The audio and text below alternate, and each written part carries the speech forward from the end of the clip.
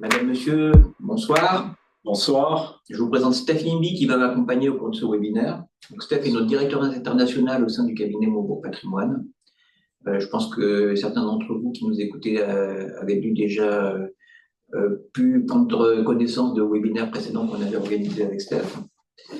Euh, L'objectif ce soir, c'est de vous présenter un petit peu une classe d'actifs, un placement qui est un peu abscon mais dont on parle beaucoup dans la presse financière, donc pour vous permettre de décrypter un petit peu ce qu'on entend par le private equity, quelle est la différence entre le private equity et le non-coté. On va largement discuter de définition, de performance pendant les deux premières parties de notre webinaire. Ensuite, on abordera la sélection des fonds qu'on propose aux Français de l'étranger et aux expatriés. Dans une dernière partie, on vous présentera un petit peu notre cabinet. Donc, les règles du jeu pour le webinaire de ce soir, c'est d'essayer de tenir dans maximum 1 heure avec Steph. Le webinaire est un peu plus dense que ce qu'on présente habituellement, donc on essaiera d'être assez rapide sur chaque slide que nous allons présenter. Ensuite, ce qu'on vous propose pour ceux d'entre vous qui ont des questions à nous poser, c'est d'utiliser la fonction question-réponse de Zoom, là, du système qui nous permet de communiquer avec vous.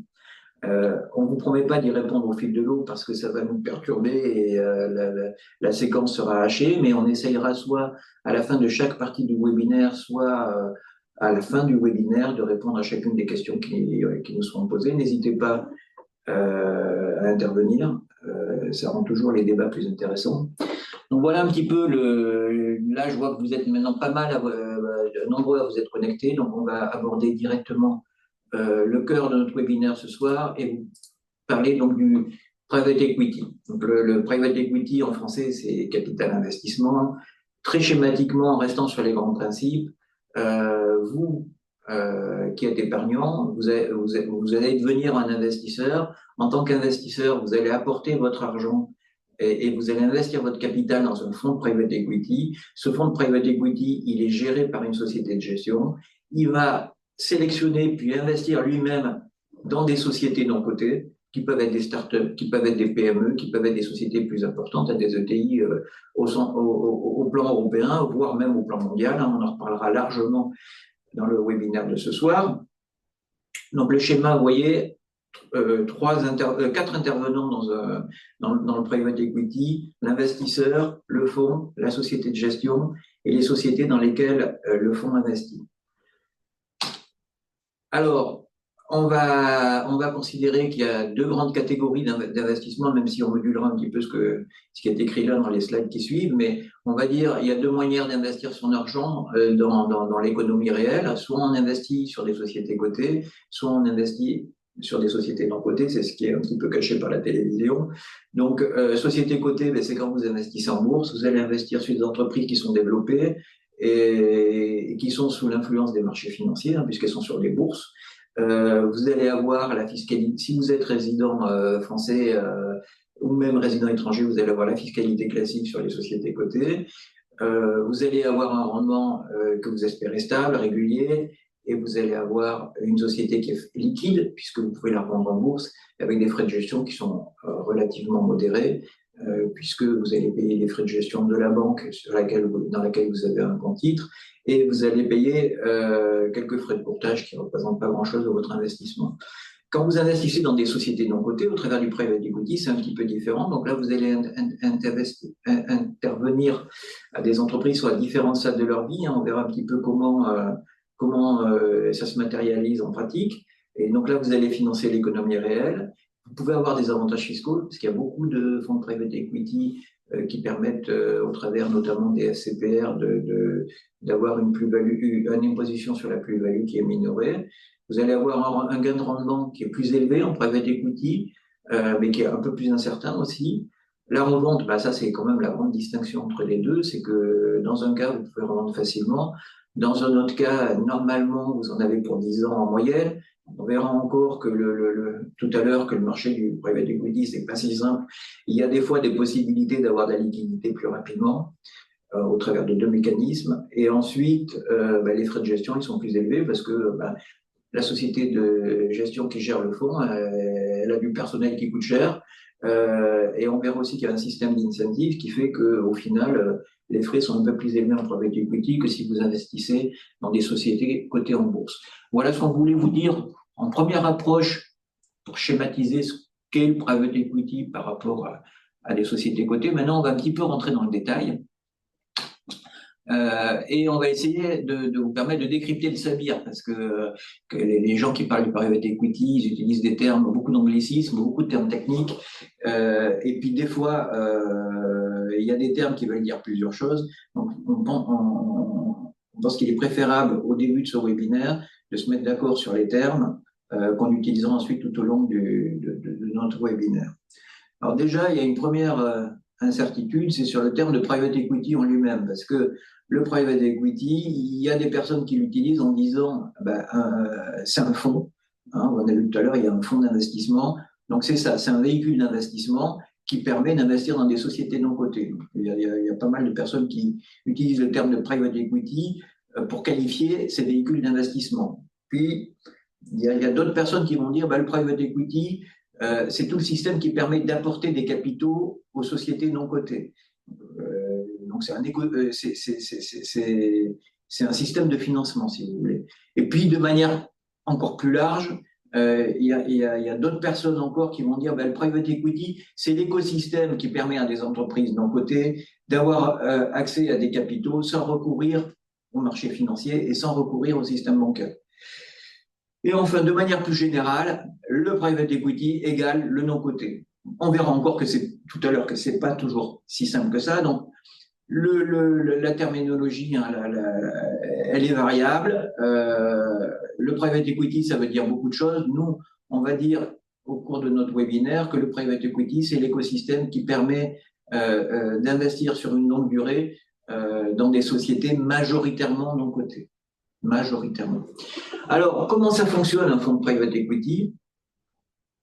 On a vu tout à l'heure qu'un épargnant, vous êtes un investisseur privé, et dans le jargon du private equity, vous allez être considéré comme étant un associé à responsabilité limitée, c'est un limited partners, dans le jargon du private equity. Vous allez apporter vos capitaux à un fonds d'investissement.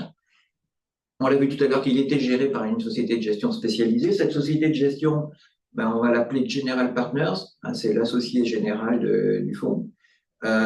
Et c'est lui qui est un peu à la manœuvre dans la gestion de votre investissement. Il va réaliser les investissements qui correspondent à la politique du fonds. Généralement, il investit pendant une période de 5 ans, on reviendra dessus tout à l'heure. La société de gestion, elle va travailler de concert avec les managements des sociétés dans lesquelles elle a investi pour que la participation qu'elle prenne elle grossisse le plus vite possible et le plus fort possible. Et ensuite, une fois que la société de gestion, le general partner, a bien valorisé la société, en théorie, il revend la participation, et une fois qu'il a revendu la participation, il retourne l'argent qu'il a récupéré. Voilà un petit peu le schéma très simplifié d'un fonds de private equity. On reviendra plus en détail sur ce fonctionnement après. Donc, vous voyez, il y a quand même trois acteurs importants. L'épargnant, le limited partner, la société de gestion, le general partner, et le management des sociétés. Ce jargon, il a été inventé à la création du private equity. Quand on parlait de limited partner, c'était des sociétés d'assurance ou des fonds de pension qui investissaient des dizaines de millions d'euros dans le fonds de private equity. Bon, maintenant, ça se démocratise, c'est pour ça qu'on en parle ce soir. Et l'investisseur privé, ça peut aussi être quelqu'un qui met des milliers d'euros ou des centaines de milliers d'euros dans un fonds de private equity. Alors, le private equity, c'est pas le non-coté. C'est pareil, il y a souvent une assimilation entre les deux termes. Le private equity, normalement, c'est pour investir dans des actions, généralement non cotées. C'est pas si simple parce que des fois, les fonds de private equity, ils investissent aussi dans ces sociétés cotées. Il y en a beaucoup. J'en ai pris un, par exemple, qui fait l'actualité aujourd'hui, c'est l'Olympique de Lyonnais. L'Olympique Lyonnais, vous avez entendu qu'ils ont un fonds de private equity au capital qui s'appelle Eagle. l'Olympique Lyonnais, c'est coté en bourse. Steph, c'est un spécialiste du football, et il pourrait nous dire des tonnes là-dessus. Et puis ensuite, le non-coté, donc on a vu le private equity, c'est pas que du non-coté, même si majoritairement c'est du non-coté. Et ensuite, le non-coté, ça va comprendre d'autres classes d'actifs que les actions.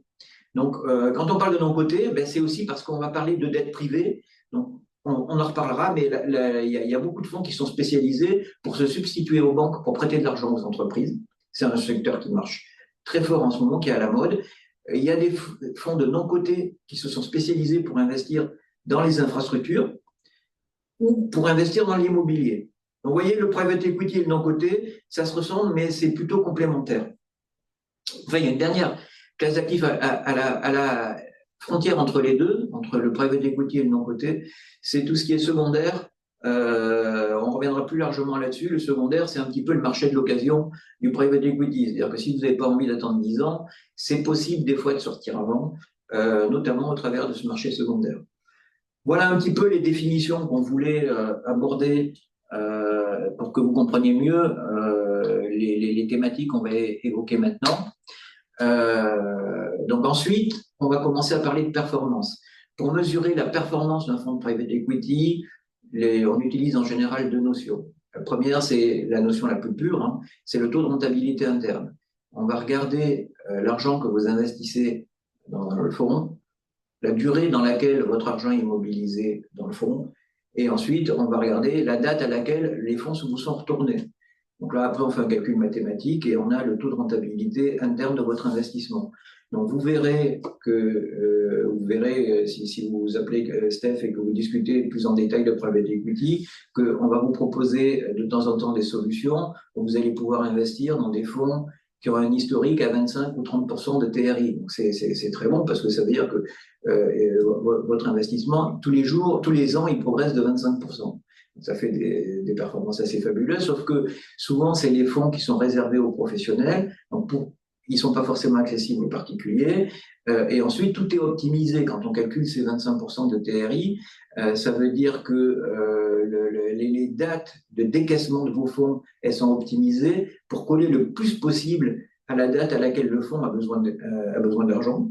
Donc, s'il veut acheter une société, ben, il vous appellera votre argent quelque temps avant. Donc, ça veut dire que vous, en tant qu'investisseur, il faut que vous optimisiez la gestion de votre trésorerie jusqu'à ce que les fonds soient décaissés. C'est pas si simple et c'est pas si rentable que les 25%, pas forcément. Ensuite, de temps en temps même, les fonds de private equity, ils vont faire appel à de la dette bancaire pour décaler la date à laquelle ils vont appeler vos fonds. Donc, vous voyez, tout ça est quand même un peu théorique. Et ensuite, bah, évidemment, ils vont vous retourner l'argent le plus vite possible. Éventuellement même, ils vont faire appel à des fonds intermédiaires pour récupérer l'argent plus vite. Ça, c'est le secondaire, on en reparlera tout à l'heure.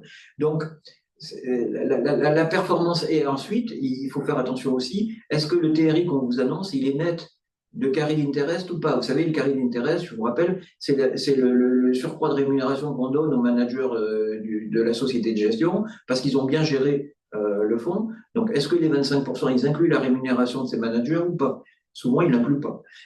Donc, le TRI, c'est la notion principale. Il faut savoir de quoi il est fait. Mais au moins, on ne mélange pas des choux et des carottes. C'est la vraie valeur en termes financiers. Ensuite, il y a une autre notion qui est utilisée assez fréquemment en private equity, c'est la notion de multiple. Là aussi, elle a l'avantage d'être simple et claire. Si vous investissez 1000 ou 1 million dans une société et que 5 ans après, vous avez récupéré 2 millions, ben vous avez fait un multiple de 2. C'est facile à comprendre. Et vous dites, ah ben, je suis content, j'ai doublé mon investissement. Donc, c'est une notion qui est importante. Hein, savoir si on a doublé son investissement, ben, ça veut dire que vos fonds ont été bien gérés. Mais d'un autre côté, si vous récupérez votre mise doublée au bout de 2 ans, c'est pas pareil que si vous la récupérez au bout de 10 ans. Si vous la récupérez au bout de 2 ans, ben vous avez fait un très bon TRI, donc vous avez fait un très bon investissement. Si vous l'avez récupéré au bout de 10 ans, ben votre investissement, il est plus moyen quand même. Hein. Donc, c'est bien de combiner les deux notions pour voir comment la société de gestion a optimisé la gestion de votre fonds. Mais la vraie valeur qui compte au bout du compte, c'est le taux de rentabilité interne. Alors, on a vu les grands principes du private equity, on a essayer de décrypter le sabir. Dans une troisième partie, on va se demander pourquoi le private equity est à la mode. Bon, il est à la mode pour trois raisons principalement. La première, et la plus importante, c'est que normalement, ça rapporte plus. Normalement. Pourquoi ça rapporte plus? Parce que votre argent, il est bloqué. Donc, si on vous bloque votre argent et qu'il ne rapporte pas plus qu'une société qui est cotée en bourse, ça ne sert à rien d'aller le bloquer. Donc la prime à l'illiquidité de votre investissement, c'est un rendement qui normalement est supérieur. Et pourquoi le rendement est supérieur? Parce que la société de gestion, elle va utiliser le temps que vous lui donnez pour maximiser la gestion de l'investissement. Elle va accompagner les sociétés, elle a l'habitude, on va reparler tout à l'heure, elle va faire en sorte que la participation qu'elle va prendre dans des sociétés non cotées rapporte encore plus que les sociétés qui sont cotées en bourse. Ça, c'est le gain qui est donné à l'illiquidité de votre investissement. Ensuite, il y a une deuxième notion qui est importante en private equity, c'est que les intérêts, ils sont alignés. Et surtout, ils sont alignés entre, disons qu'on va dire que c'est l'épargnant qui va permettre d'aligner les intérêts ou l'investisseur. Pourquoi? Parce que l'épargnant ou l'investisseur, au travers du carré d'intérêt dont on a parlé tout à l'heure, il va donner des bonus à la société de gestion si elle travaille bien. En pratique, ça veut dire que si la société de gestion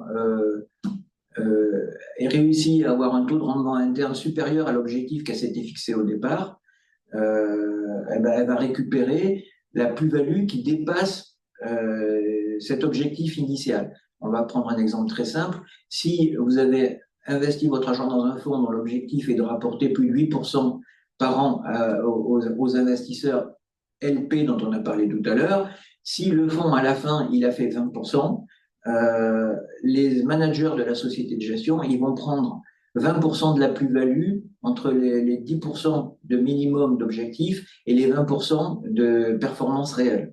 Donc, vous voyez bien imaginez un fonds qui a collecté plusieurs centaines de millions d'euros, ça veut dire que les plus-values potentielles pour la société de gestion et ses managers, elles sont énormes. C'est très incitatif. Et les managers de la société de gestion et la société de gestion, en contrepartie, ils sont obligés aussi d'investir dans le fonds pour aligner les intérêts. Donc, vous voyez, ils investissent et ils ont une surplus-value si ça se passe bien. Donc, c'est de la rémunération qui vous est enlevée, quelque part, mais c'est une rémunération qui est intéressante parce que vous êtes sûr que la société de gestion, ils vont se dépouiller pour que votre investissement y réussisse. Ensuite, il y a un deuxième alignement qui est aussi permis quelque part par l'argent que vous investissez dans le fonds, c'est les dirigeants des sociétés cibles. Donc, imaginez, votre fonds, il a pris des participations dans une dizaine de sociétés. À chaque fois qu'il prend une participation dans une société, il va signer des accords avec le management, souvent au sens large des sociétés dans lesquelles il a pris une participation, et il va faire en sorte, d'une part, que ces dirigeants et ce management, il investissent lui aussi dans l'opération de private equity. Alors là, il ne va pas investir dans le fonds, il va investir dans l'opération de private equity qui concerne sa société, donc dans l'acquisition de la société. Ils investissent et en contrepartie, eux aussi, ils ont une surplus-value si les objectifs donnés aux dirigeants et aux managers sont dépassés au travers de ce qu'on appelle les management packages. Donc ça, c'est un sujet qui est à la mode en ce moment au plan fiscal parce que le fisc français essaye de faire tout ce qu'il peut pour que les surplus-values qui résultent de ces management packages elles soient taxées comme des salaires et pas comme des plus-values. Pourquoi? Parce que l'argent qui est investi est souvent assez faible par les dirigeants par rapport à l'opération de private equity. Et donc le fisc, il considère que comme la plus-value est très importante par rapport au montant initial, ça ressemble plus à des salaires que de la plus-value. Et surtout, il y a besoin de sous le fisc. Bon, voilà. Et donc les investisseurs, eux, ils sont un peu contributeurs de cet alignement des intérêts, puisque c'est avec leur argent qu'on motive les autres. Mais au final, on s'aperçoit quand même que c'est rentable parce que ça marche encore mieux que s'ils n'avaient pas des bonus et s'ils n'étaient pas incentivés. Donc voilà un petit peu pourquoi les intérêts sont alignés en private equity. Ensuite, il y a un troisième élément qui permet de s'assurer du professionnalisme, qui permet de s'assurer de la réussite du private equity, c'est que les sociétés de gestion dont on parle, c'est pas des clampins, c'est des sociétés qui ont plusieurs dizaines d'années d'expérience, qui ont du personnel qui est quand même payé assez cher et très qualifié, qui a fait ses preuves, et ils sont spécialisés par secteur d'activité, par zone géographique. Les sociétés de gestion maintenant commencent à être introduites en bourse. Hein. Vous avez des sociétés comme CVC, je crois, qui sont cotées en bourse, qui valent plus cher que les banques. Hein. De toute façon, tous les jeunes qui sortent des meilleures écoles aujourd'hui, soit ils veulent rentrer dans les meilleures banques d'affaires internationales, soit ils veulent rentrer dans les fonds de gestion, dans les sociétés de gestion de private equity. C'est le secteur à la mode. Donc, tout ça pour dire que vous avez quand même du personnel qui est de très très haute qualité et qui a l'habitude de la gestion des sociétés non cotées et qui apporte une vraie valeur ajoutée à l'argent que vous allez leur confier. En tout cas, si vous choisissez les bonnes sociétés de gestion, et Steph, il va nous expliquer un peu comment on fait pour identifier les bonnes sociétés de gestion. Alors, ensuite, on vous a mis on va un petit peu plus rentrer dans le détail et dérouler les différentes formes de private equity. Donc, on a vu tout à l'heure, il y a du capital et puis il y a du non-coté différent du capital. Donc là, on va se focaliser sur le capital. De manière traditionnelle, en private equity, on distingue 4 phases qui suivent l'évolution de la vie d'une entreprise. Donc l'entreprise, il faut qu'elle soit créée, et quand elle est créée, elle a besoin d'un peu de sous pour commencer son développement. C'est ce qu'on appelle la phase d'amorçage. Dans la création, souvent, on fait appel à des capitaux de la famille ou à des capitaux. Donc, ce qu'on appelle les friends and family. Mais de temps en temps aussi, de plus en plus maintenant, et quand vous avez des serial entrepreneurs qui ont déjà réalisé plusieurs créations d'entreprises, qui les ont valorisées, qui les ont vendues, quand ils vont créer une nouvelle société, dès la phase de création, dès la phase d'amorçage, ils vont pouvoir déjà commencer à lever des capitaux significatifs. Donc, ensuite, on rentre dans la deuxième phase, la société elle a été créée, elle a commencé à concevoir quelques produits, informatiques ou pas, et donc là, elle va avoir besoin d'argent un petit peu pour plus qu'amorcer la pompe, mais pour commencer son développement. Donc là, on est encore dans une phase intermédiaire, on n'est pas dans une société qui dégage des cash flows significatifs. Souvent, sont des sociétés qui font des pertes, qui ont besoin d'argent pour finaliser leurs produits ou pour conquérir les premiers marchés. Là, on est dans la phase de capital risque et il faut financer l'innovation.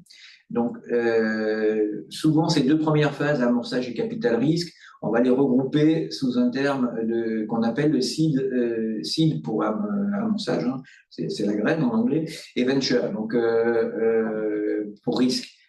Donc, vous voyez, là, c'est normalement la phase quand même la plus compliquée parce que vous n'êtes pas sûr que la société qui appelle les capitaux, elle va réussir. Et il y en a beaucoup qui ratent. Par contre, si elle réussit, vous pouvez gagner beaucoup. C'est le principe du capital risque.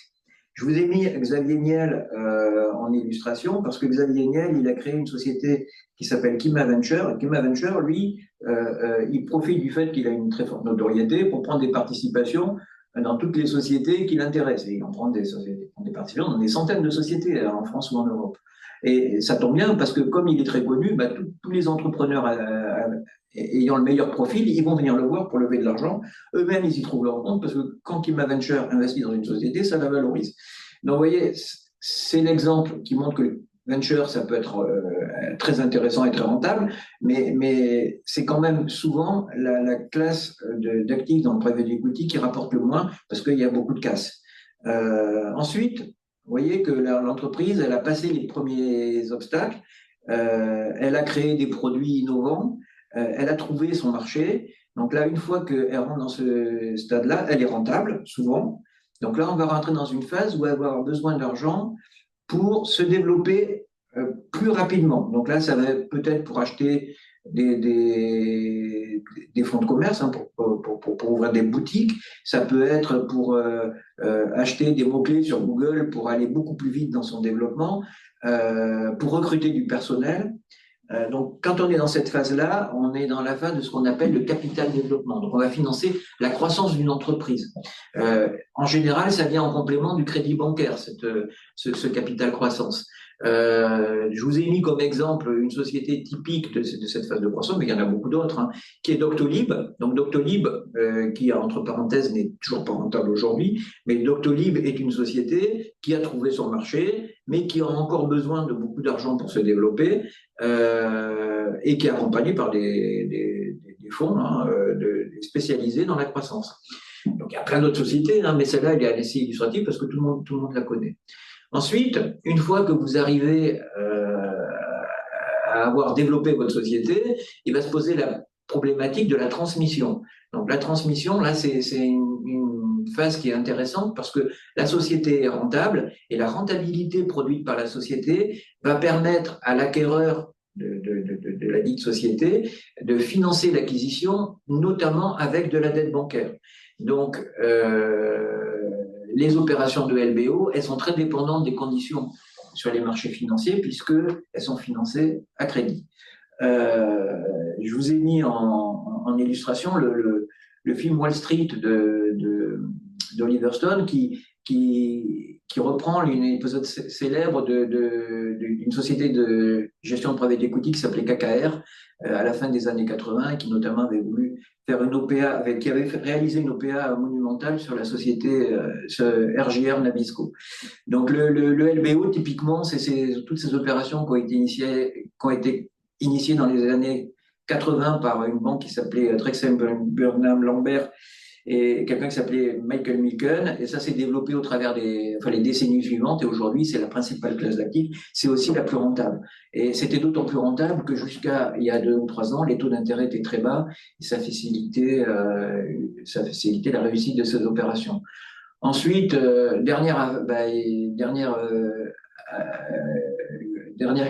catégorie de fonds de private equity, votre société, elle a fait l'objet de transmission, et puis elle a un peu vécu sur son passé, elle a des problèmes, il faut remettre de l'argent pour la redresser. Là, on est sur le distress, le capital retournement. C'est une catégorie particulièrement difficile. Vous trouverez très peu de fonds de retournement en France. Je vous ai mis Paul Singer en illustration. Paul Singer, c'est le fondateur d'un fonds qui s'appelle Elliott Management. Elliott Management, il saisissait les bateaux de l'Argentine quand l'Argentine ne voulait pas payer sa dette souveraine, et il a réussi à leur faire payer leur dette, alors que 95% des créanciers avaient renoncé, avaient accepté le plan de réduction de dette qu'avait imposé l'Argentine. Paul Singer, il n'a pas voulu, il a gagné une fortune, mais il a mis 15 ans pour la récupérer. On les voit encore, hein. Aujourd'hui, en France, ils interviennent principalement dans les sociétés en difficulté au travers de la dette. Vous voyez, dans les Atos, Orpea, donc ils interviennent quand plus personne veut de la dette, ils la rachètent à prix considérablement décoté, et ensuite ils discutent avec le management des entreprises, ils discutent avec les pouvoirs publics, avec les administrateurs judiciaires pour voir comment ils peuvent optimiser l'argent qu'ils ont investi dans la société. C'est quasiment que des fonds internationaux qui font ça maintenant. Voilà, donc on a un petit peu balayé rapidement le private, enfin rapidement, modestement, le private equity. On va revenir rapidement sur les autres catégories qu'on avait évoquées tout à l'heure. Je vous avais parlé d'investissement en dette privée. Donc c'est la grande mode, les fonds de dette privée. Donc ça remplace la banque. Alors au début, ça a connu son envol parce que c'était des sociétés de gestion de private equity qui créaient des fonds séparés de dette pour investir dans les opérations de LBO. Donc, un fonds de private equity mettait le capital qui permettait de finaliser l'opération de LBO, et un fonds de dette privée apportait l'argent pour faire le financement entre guillemets bancaire, pour faire l'effet de levier. Donc là, on est sur des opérations où normalement, ils prennent un peu plus qu'une banque, mais ils sont beaucoup plus souples et beaucoup plus rapides. Et surtout, ils ont beaucoup moins de contraintes réglementaires.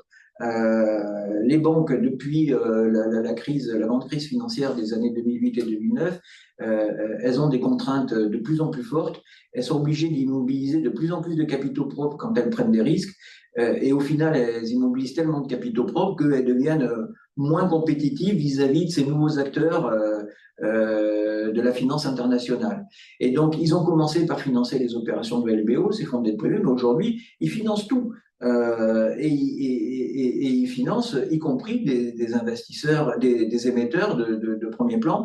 Si vous regardez, vous avez lu la presse internationale récemment, la presse financière, vous avez vu que EDF a financé une grande partie de ses besoins financiers de cette année avec le fonds Apollo qu'on vous a mis à droite, qui est le plus grand fonds de dette privée, enfin la plus grande société de gestion de fonds de dette privée dans le monde. Et Apollo, ils ont financé la dette d'EDF. Et ils ont été plus compétitifs que les banques françaises ou les banques internationales pour financer EDF. Apollo, pour la petite histoire, ils ont racheté une société d'assurance importante pour avoir accès à des fonds pour investir dans la dette privée. Donc, c'est les assureurs des sociétés qui ont racheté Apollo qui contribuent à participer au développement des fonds de dette privée. Ensuite, il y a un fonds, une troisième catégorie de fonds qui est un peu moins répandue, mais qui existe quand même, c'est pour investir dans les infrastructures. Donc ça a été inventé par une société qui s'appelle Macquarie, qui est une société australienne, et qui a commencé et qui a immobilisé des capitaux privés pour financer des autoroutes, des tours télécoms, ça pouvait être des centrales thermiques aussi. Donc tous ces investissements, ils ont comme caractéristique d'être sur des durées très longues, de ne pas rapporter énormément, mais d'avoir des cash flows, des flux de trésorerie prévisibles, récurrents et indexés sur l'inflation. Maintenant, vous en avez pas mal aussi qui investissent dans les centrales solaires, dans les éoliennes. Nous, on propose à nos clients d'investir dans une société qui s'appelle CVE. CVE, ils ont un fonds d'infrastructure qui s'appelle ICG, qui a mis 200 millions au capital de leur entreprise. Donc, c'est typiquement le genre de business qui les intéresse. Donc, vous ferez pas la queue de but avec les fonds d'infrastructure, mais vous aurez de la prévisibilité dans votre investissement.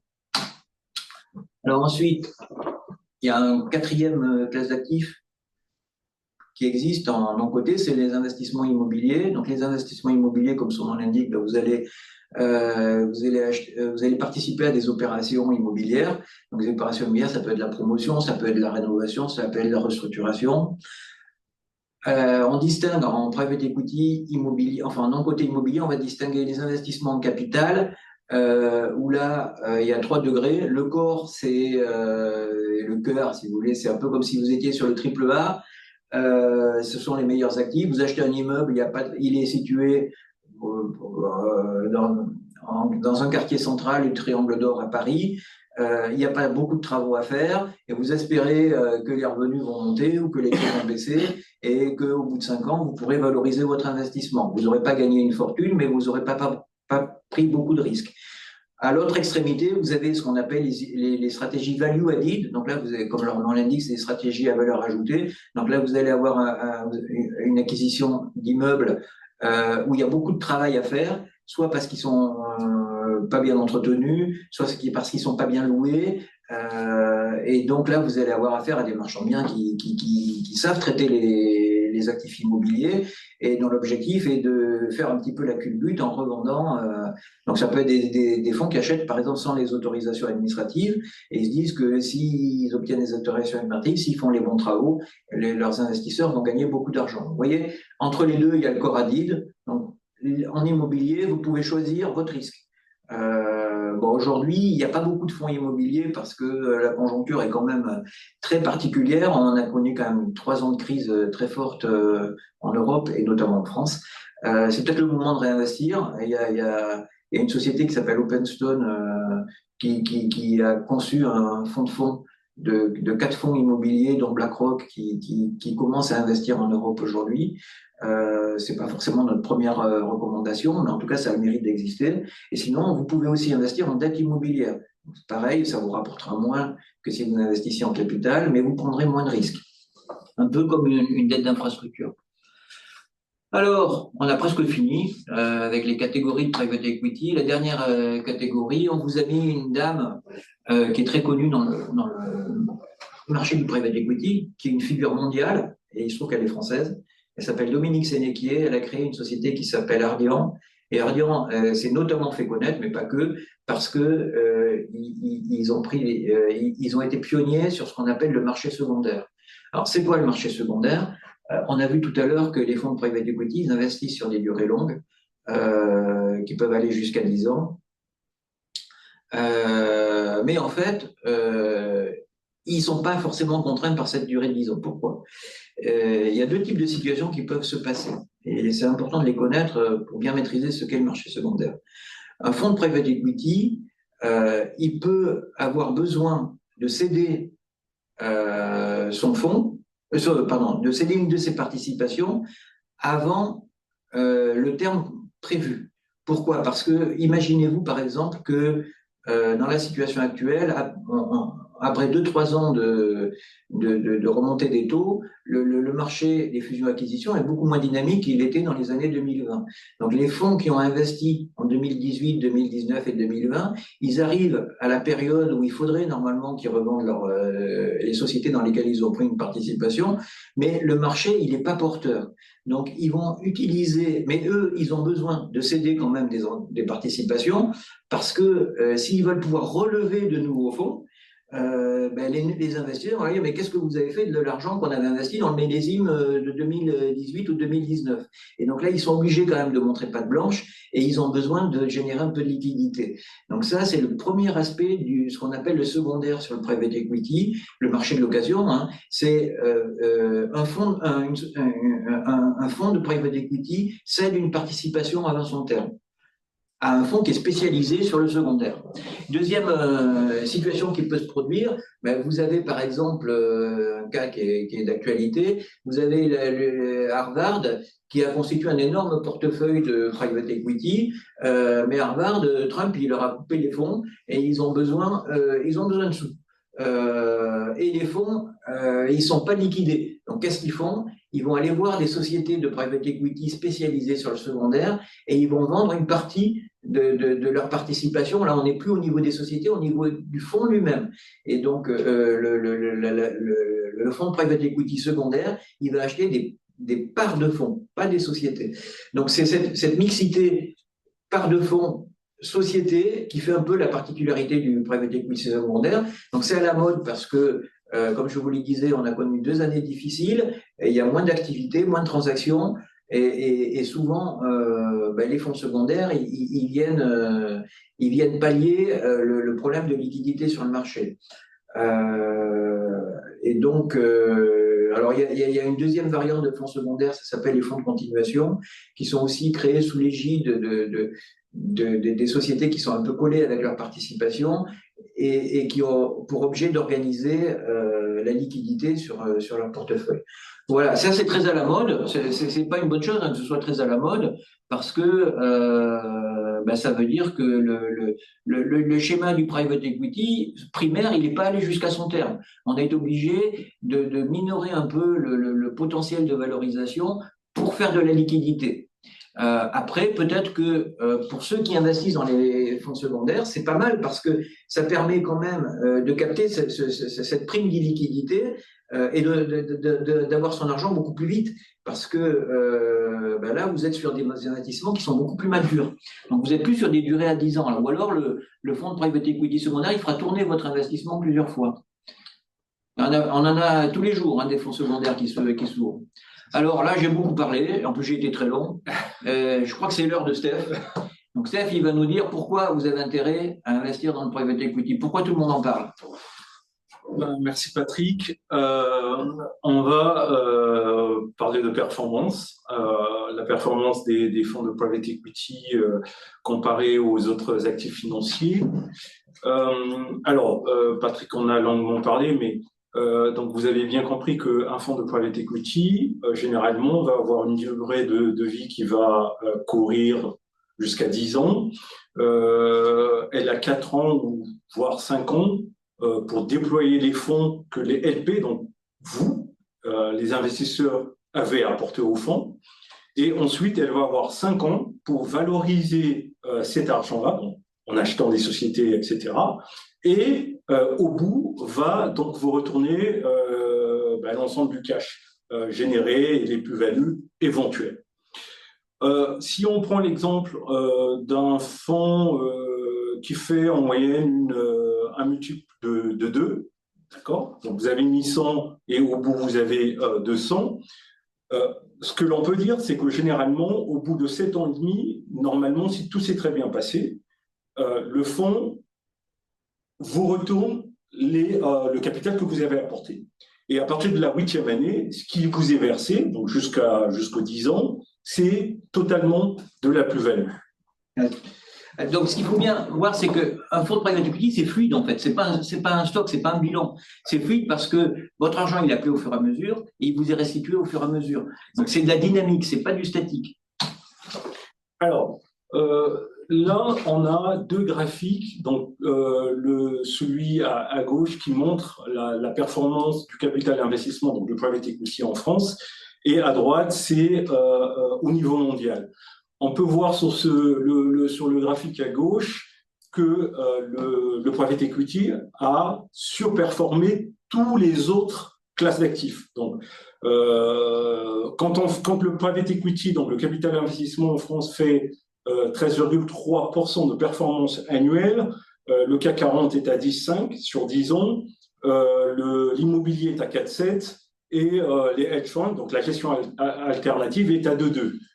Et on peut voir également sur le graphique à droite au niveau mondial, sur 10 ans, on a un TRI du private equity qui est à 16%, sur 15 ans, on est à 15%, sur 20 ans, on est à 13%, toujours avec le même principe, c'est que la performance du private equity est supérieure aux autres classes d'actifs.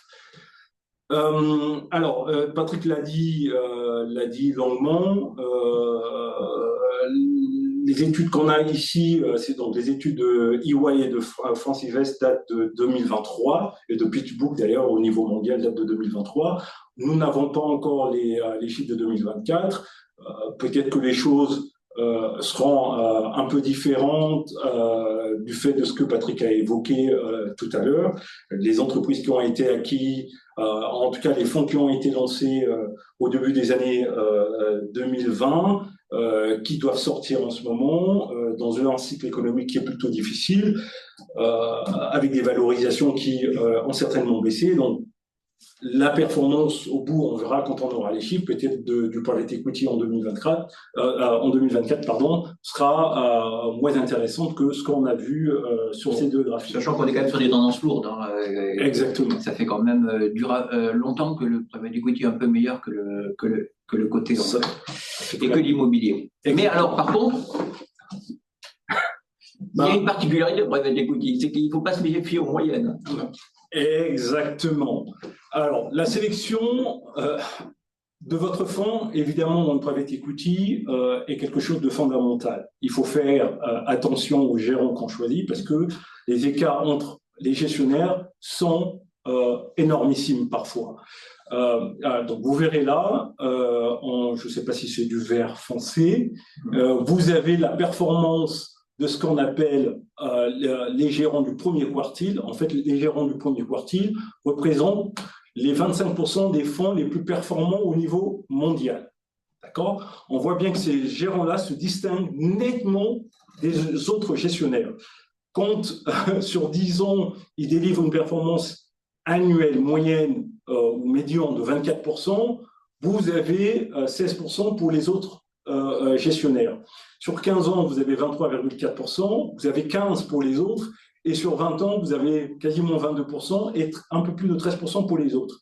Donc, il est important de bien sélectionner le gestionnaire dans lequel on va aller apporter ces fonds. Alors, c'est comme tout, hein, Steph, les performances passées, elles ne préjugent pas des résultats à venir. Exactement. Mais nous, c'est quand même le principe de base. Mais quand même, ce qu'on se dit, c'est qu'une société de gestion, si elle est capable de délivrer sur les 20 dernières années du 21,7% de TRI, on a plus de probabilité qu'elle ait la compétence pour continuer sur cette tendance-là, plutôt qu'une société de gestion qui délivre du 13,4%.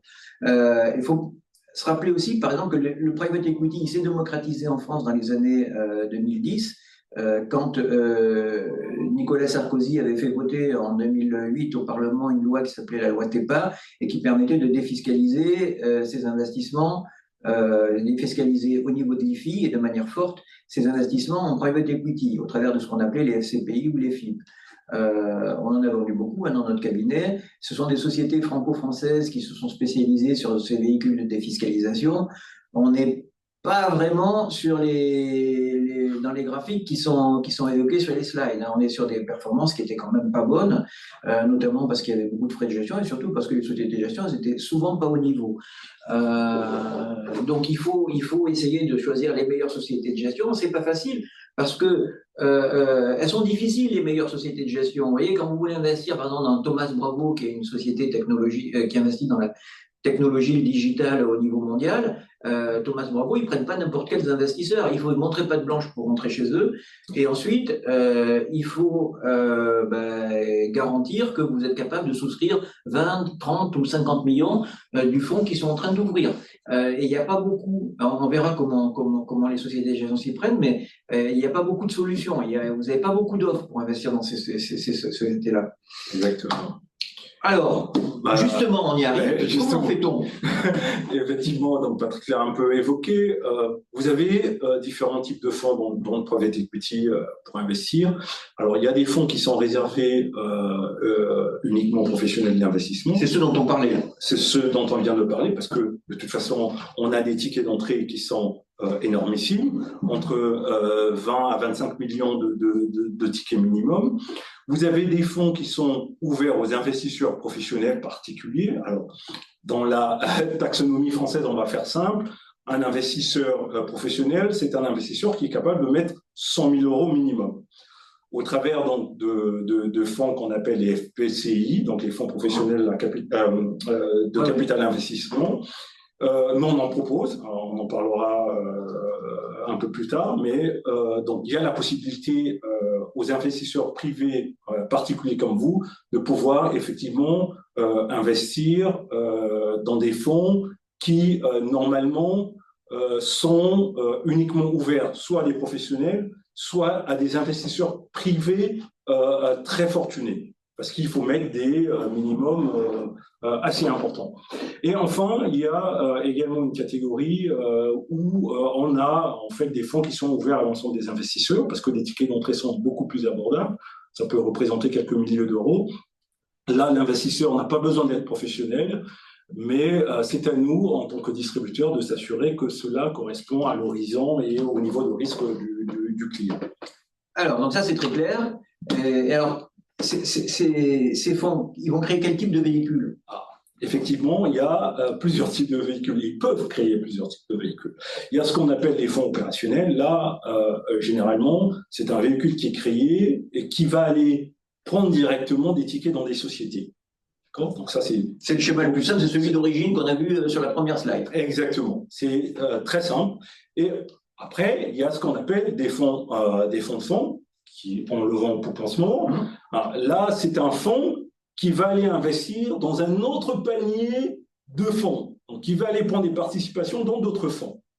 Vous avez également ce qu'on appelle les feeders. Alors là, très simple, un feeder, en fait, une société de gestion, Patrick a parlé des termes anglo-saxons tout à l'heure, donc un DP va monter ce qu'on appelle un fonds nourricier, où vous, en tant que LP, donc investisseur de détail, allez apporter des capitaux. Ce fonds nourricier va apporter cet argent collecté dans un fonds maître qui est généralement uniquement réservé à des professionnels. C'est ce qu'on appelle le feeder. Pour revenir sur l'exemple de Thomas Bravo, par exemple, ça vous plaît bien d'investir dans Thomas Bravo. Évidemment, vous ne pouvez pas mettre 20 millions sur Thomas Bravo. Vous allez chercher une société de gestion qui a créé un fonds de private equity nourricier dont l'objet unique est de faire les 20 millions d'euros mutualisés pour investir dans le fonds de Thomas Bravo. Ça, c'est un feeder. Si, par contre, vous voulez investir dans une société de private equity qui, pour diversifier les risques, a décidé d'investir dans 5 fonds de private equity, Thomas Bravo, et puis CVC, et puis quelques autres. Là, vous êtes sur la problématique de fonds de fonds, donc vous avez moins de visibilité sur la destination de votre investissement, mais vous avez plus de diversification.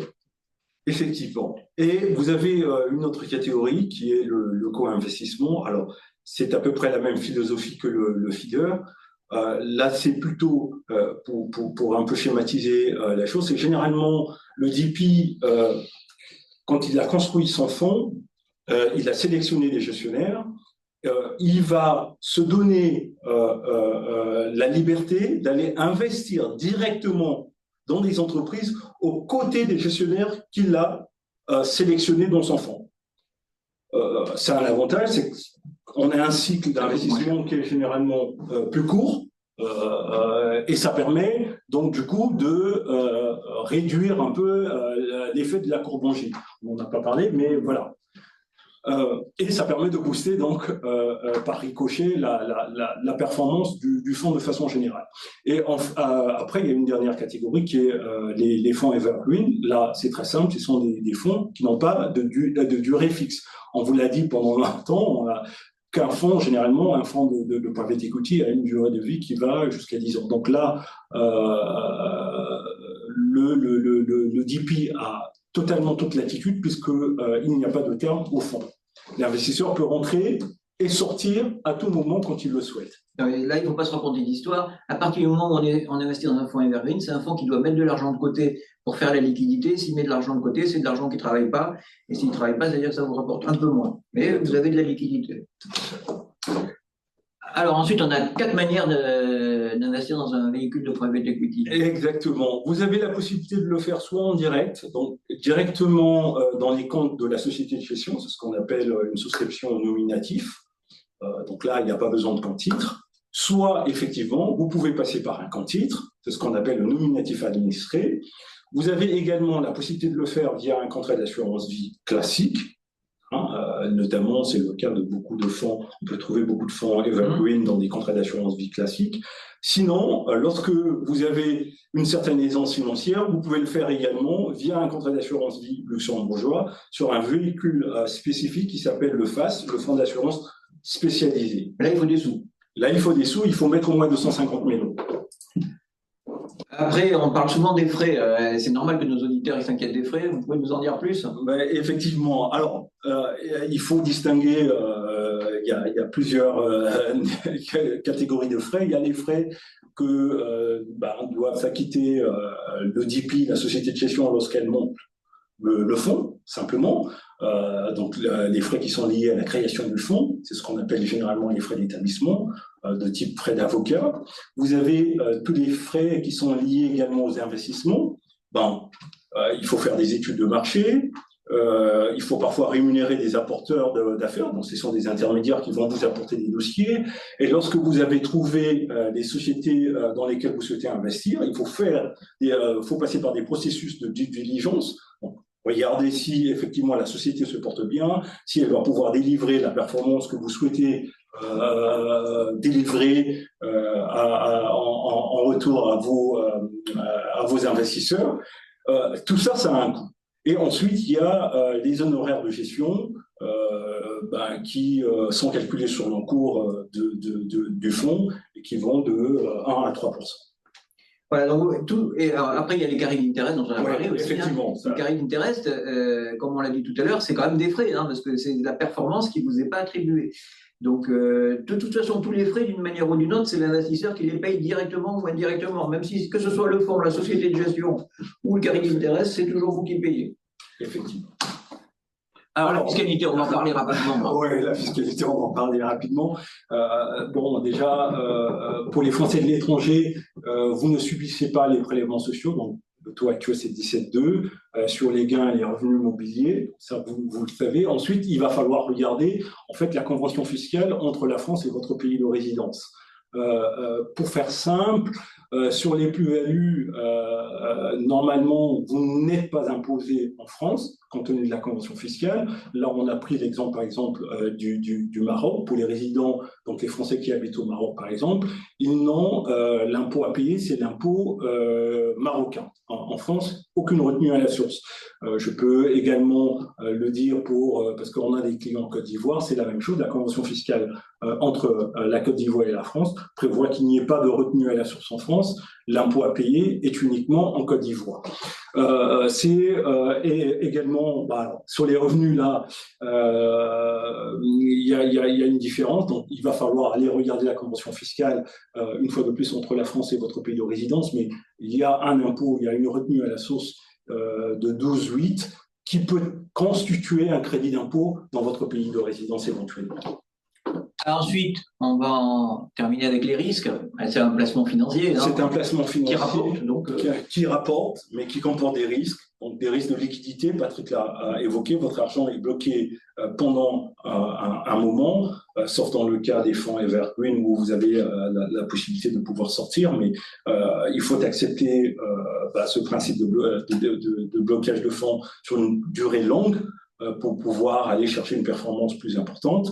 Vous avez le risque de perte en capital qui existe quand même si, Patrick l'a dit, les fonds de société, les sociétés de gestion sont gérées par des professionnels qui sont expérimentés. C'est des gens qui font ce métier depuis très longtemps, mais voilà, ils peuvent également se tromper, ça peut arriver. Donc le risque de perte en capital existe. Le risque de performance, on a annoncé tout à l'heure les performances des fonds des gérants du premier quartile. On verra ce que donnera l'année 2024, mais peut-être qu'au lieu des 24%, on sera à 16%. Donc ce risque de performance, il faut également le prendre en compte. Et le risque lié au cycle économique. Et Patrick l'a dit, tous les fonds qui ont été investis au début des années 2020, aujourd'hui rencontrent des difficultés à sortir, en tout cas à lister certaines sociétés qu'ils ont dans leurs fonds, parce que les valorisations ont baissé. Donc, sur les marchés cotés, aller lister une entreprise, si c'est pour avoir le lister à un prix qui est inférieur à l'objectif que vous vous êtes fixé, il n'y a aucun intérêt de le faire. Il y a un durcissement des conditions financières donc liées à la remontée des taux, etc. Depuis 2022. Aujourd'hui, en face, des groupes industriels ou d'autres fonds de private equity qui vont vouloir acheter vos actifs ne sont pas nombreux non plus. Donc, et Patrick l'a évoqué, certains fonds aujourd'hui préfèrent garder certains de ces actifs-là, soit les céder dans des fonds de continuation pour pouvoir ensuite lever d'autres fonds. Donc là, alors, voyez, on a fini un petit peu la présentation du private equity, comment il fonctionne, pourquoi il faut investir, enfin pourquoi ça me paraît intéressant de réfléchir à cette classe d'actifs pour placer vos économies, ou une partie en tout cas de vos économies. Maintenant, on va vous proposer une petite sélection de ce qu'on a identifié sur les marchés, en distinguant les fonds qui sont purement de private equity et des fonds qui sont dans le non-coté. Alors, le préambule, c'est que quand même, cette offre, elle est très évolutive. Vous voyez d'ailleurs que vous avez, par exemple, dans la colonne Opale Capital, la date limite de souscription, c'est le 30 septembre. Donc, il va falloir renouveler cette offre régulièrement. Donc ça, c'est quand même important. Nous, par exemple, avec Steph, on est en train d'agréer de nouvelles opérations, notamment en dette privée, dont on verra tout à l'heure. Et ces opérations, tant qu'on ne les a pas agréées, on ne les met pas dans notre offre. Et Steph, comme moi, on en reparlera tout à l'heure, on a tous les deux travaillé dans des fonds de private equity. Et quand on propose une sélection à nos clients, on l'a quand même regardé de près et on a investi nous-mêmes dans ces fonds-là. Alors, on a distingué 4 catégories on a voulu classifier notre offre en private equity en 4 catégories principales. La première, c'est les fonds de Altaroc. Vous avez peut-être vu sur notre site internet ou participé à des webinaires précédents où on avait invité des dirigeants de la société Altaroc. Altaroc, on aime bien cette offre parce que c'est une offre sous forme de fonds avec la crème de la crème du private equity international. Donc vous avez des fonds qui sont diversifiés, qui sont de qualité, qui sont mondiaux, qui sont sur les bonnes stratégies. Donc, on a vu on vous a mis les sociétés de gestion, les 5 sociétés de gestion dans lesquelles ils envisagent d'investir sur le millésime 2025 qui est en cours de commercialisation. C'est des sociétés de gestion. Vous avez Inflexion, Buyout, New Mountain, HG. C'est des sociétés qui font partie du gratin. Donc, ça ne veut pas dire que les fonds seront les meilleurs une fois que Alteroc aura investi, mais on a un track record qui est rassurant. C'est multistratégie, ils investissent à la fois sur la croissance et sur le LBO. Il vous faut 100 000 euros de minimum. La particularité donc de Alteroc, c'est que jusqu'à 2024, c'était assez facile pour les Français et l'étranger d'investir dans leurs fonds. Aujourd'hui, c'est un peu plus compliqué. Il faut investir soit en assurance vie luxembourgeoise, et comme l'a dit Steph, il faut des sous, soit on peut investir en direct au nominatif, et pour ça, il faut le faire au travers d'une société qui est immatriculée en France. Donc ça peut être une société civile de placement, une société, même société civile immobilière si vous changez les statuts, et ça peut être une société de capitaux, mais il faut que ce soit une société immatriculée en France que vous dirigez et que vous déteniez. Donc ça c'est un petit peu la particularité de ce fonds-là. Vous avez peut-être pu voir aussi dans la presse financière que Alteroc, ils sont fait un petit peu taper sur les doigts par l'AMF récemment pour plusieurs raisons, mais d'abord parce que si j'ai bien lu les articles qui ont été publiés, ils avaient été un peu trop agressifs en termes de marketing, et ensuite parce que pour pouvoir investir dans ces meilleurs fonds mondiaux, le dirigeant actionnaire de Alteroc, qui s'appelle Maurice Chéniaud, qui est une figure du capital investissement européen, était obligé d'avancer de l'argent à titre personnel pour assurer les fonds que la collecte arriverait bien au moment venu. Et je crois que l'AMF a considéré qu'il y avait un peu de conflit d'intérêts parce que bon, pour vouloir faire bien, il s'est fait un peu taper sur les doigts. C'est ce que j'ai compris, mais on attend plus d'explications là-dessus, mais je voulais vous en parler parce qu'on en parle dans la presse financière. La deuxième fonds qu'on a sélectionné, c'est un fonds qui s'appelle Opal Capital Strategies Growth Buyout. Donc, il ressemble beaucoup au fonds d'Altaroc. Vous êtes aussi sur des sociétés de gestion qui sont sympathiques, hein, parce que Marlin, c'est une société connue. Brienne, c'est Tikeo Capital, qui est coté en bourse et qui est une des plus grosses sociétés de private equity française. Oaktree, c'est aussi une référence internationale. Donc là, vous êtes aussi sur des secteurs qui sont à la mode, qui sont porteurs surtout. Et il faut se dépêcher d'investir parce que le dernier investissement, il clôt le 30 septembre 2025. Et là, vous pouvez investir en direct sans avoir les contraintes que vous imposez Alteroc. Par contre, on est encore sur des fonds où il faut mettre 100 000 euros, ce qui est quand même une somme que tout le monde n'a pas immédiatement mobilisable. J'attire votre attention sur le fait que ces 100 000 euros, ils ne sont pas à mettre d'un coup, hein. Par exemple, Alteroc, il va vous les appeler 20 000 euros par 20 000 euros, pour schématiser, hein, pendant 5 ans. Donc, il ne faut pas forcément, si vous êtes intéressé par Alteroc, que vous ayez 100 000 euros de disponibles, il faut que vous ayez par contre 20 000 euros de disponibles chaque année pendant 5 ans. C'est même un peu le même schéma pour Opal Capital. Donc il faut un petit peu relativiser cette barrière des 100 000 euros. Ensuite, on vous propose un autre fonds de private equity qui est plus facilement abordable, hein, puisque là on va être sur un montant minimum de 20 000 euros. C'est Euraseo qui propose ça. Euraseo, ils ont créé un fonds qui s'appelle Euraseo Entrepreneur Club. La première version de ce fonds qui est clôturée aujourd'hui, ils avaient investi dans Doctolib, dans Mano Mano, dans Back Market, enfin toutes les stars du capital développement en France. Donc aujourd'hui, ils essayent d'identifier les nouvelles pépites avec la nouvelle génération de leur fonds Entrepreneur Club.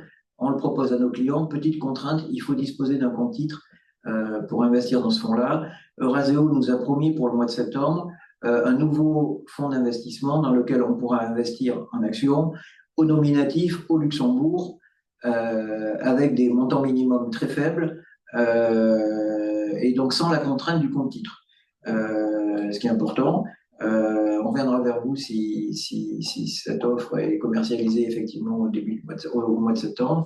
Et elle nous paraît particulièrement intéressante pour les Français de l'étranger parce que vous avez à la fois une souscription nominative et vous avez la fiscalité luxembourgeoise. Dernière solution qu'on vous propose, là c'était pour vous mettre en évidence les fonds Evergreen. Donc on a choisi un fonds, on a parlé de la société tout à l'heure, c'est Ardian, vous savez, c'est la dame qui s'appelait Dominique Sénéquier.